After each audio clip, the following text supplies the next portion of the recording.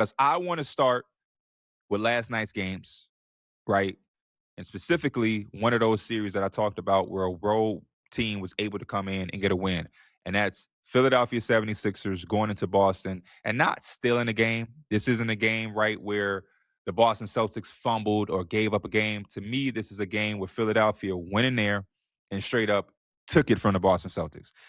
Strong hand robbery, cold hearted robbery, and a game that really gave me similar vibes to like a March Madness game. This felt like a Boston Celtics team that was a 1 or 2 seed, took care of business all year long.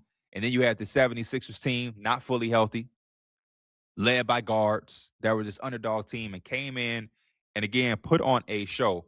We cannot talk about this game without highlighting the performance from VJ Edgecombe. Not too many times are you able to see a rookie guard come in and have the type of game that he had, a historic game, 30 and 10. And one of the things that Jaylen Brown talked about in the post game was how comfortable VJ Edgecombe was. And that's the perfect word. And I think that's going to be a consistent word that we hear and we use when we talk about the playoffs for the next couple of months. One of the things about the Boston Celtics is defensively, they are a drop coverage team. And I know they're heavy on the analytics. Joe Mazzulla talks about it all the time. I'm a big Joe Mazzulla fan, which is tough because as a Knicks fan, I normally don't like anything that's coming out of Boston. But I can't lie, the modern Boston Celtics with Jaylen Brown, Tatum, and, Joe Mazzulla, I like what they got going over there. I respect them. I keep it real here. And I'm going to also keep it real even further because I pride myself on being one of the most honest and real analysts, and I try to keep it real in all of my analysis. This was a game that I was not looking forward to. This was not the game of the night for me, to the point where even at the beginning, I missed a smudge because I decided to run to the grocery store because I was like, if there's any game I'm going to do that for, it'll be this one, because I was expecting Boston to kind of do the same things that they did in game one, relatively might have an easy win, going to Philadelphia up 2-0. The drop coverage situation was something that I think Philadelphia exposed and took advantage of. And I think it's going to be something that Boston won't be worried about too much because analytically they probably feel like, hey, let VJ Edgecombe do that for 3 games. We don't believe that VJ will be able to do that and replicate that for 3 more games for them to win the series. So I don't think Boston will make too many huge adjustments going forward.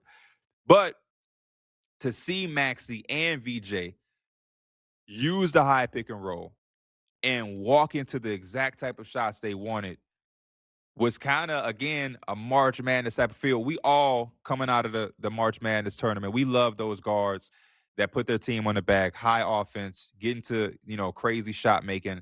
And VJ was exactly on par with that. A lot of the mid-range jump shots where Neemias Queta or Nikola Vucevic dropped and just allowed him to get right into it. 1 dribble, 2 dribble, 3 dribbles, pull up in the mid-range, cash. He didn't start off hot. Beginning of the game, VJ missed a few of those. He missed a couple of catch-and-shoot opportunities. But once you started to see a couple of go in, the rest was history. And then the same thing for for Tyrese Maxey, where Maxey was able to come off that screen, high pick and roll, and walk right into a bunch of 3-point opportunities. And once he saw a few go down, the rest was history for him as well. I think both guys were able to get where they wanted to on the floor all night long, especially Tyrese Maxey, 3-level scoring. We see him get at the rim. We seen him in the mid-range. We see him off of the screens into 3-point shots. We seen him in transition.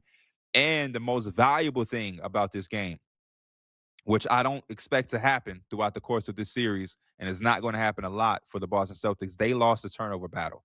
For Tyrese Maxey and VJ Edgecombe to control the basketball so much for Philadelphia, they didn't really turn the ball over. They were extremely comfortable. They got to wherever they wanted to get to. I believe Maxey had 1 turnover in almost 40 minutes of basketball play, and that simple reality of the shot making really turned the game around for Philadelphia. And then on the flip side, Boston shot 53-point shots and only made 13. It's not too many times Boston is going to make 26% of their threes. And even on the flip side, I mean, it was just a random explosion that I don't think Boston was expecting. Now, I will say there are 2 things that sometimes are beneficial to being smacked in the face. that wake-up call early in the playoffs and early in the series sometimes helps teams like Boston. Because I would imagine they probably had the same perspective of me, thinking that they were going to go into another home game, take care of business relatively easy against a shorthanded Philadelphia 76ers team that isn't with Joel Embiid. And now I do think getting smacked in the face early will put them on alert, and we'll probably see the best basketball going forward. But yeah, the fact that Philadelphia only took 11 free throws and they missed 5 of them. They were 6 of 11 from the field goal in totality. Um, and again, the three-point shooting for Boston, 7 of 28 in the second half. 5 of those 7 threes came from just Jaylen Brown alone. The only guys in double figure were Jaylen Brown and Jason Tatum. A very tough night for Derek White, Peyton Pritchard, and the rest of the others. And yeah, man, I think just single-handedly the shooting, the turnovers, and the shot making from the backcourt of Philadelphia really put this game into their favor. Will they be able to do it for 3 more times throughout the rest of the series?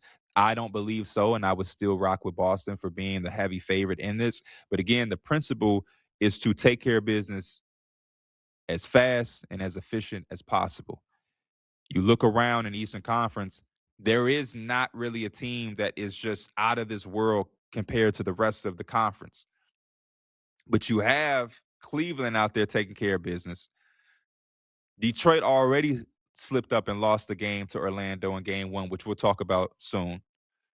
You have the Knicks just giving up a game to the Hawks. This was a prime time for Boston to try to lock in and handle business. And I think when it's all said and done, based off what we've seen for the first couple of games, Cleveland is a team that is like, when you think about their potential path and you think about how easily they're kind of handling business out there in their series against Toronto, I'm kind of liking what's happening for Cleveland right now based off of this loss. At first, I'm thinking like, okay, Boston is also going to be able to cruise, but if Philadelphia is going to have this type of shot making for another game, and they could extend this series to like a 6, God forbid Joel Embiid returns or something like that. I just have no idea what's going on over there in that world.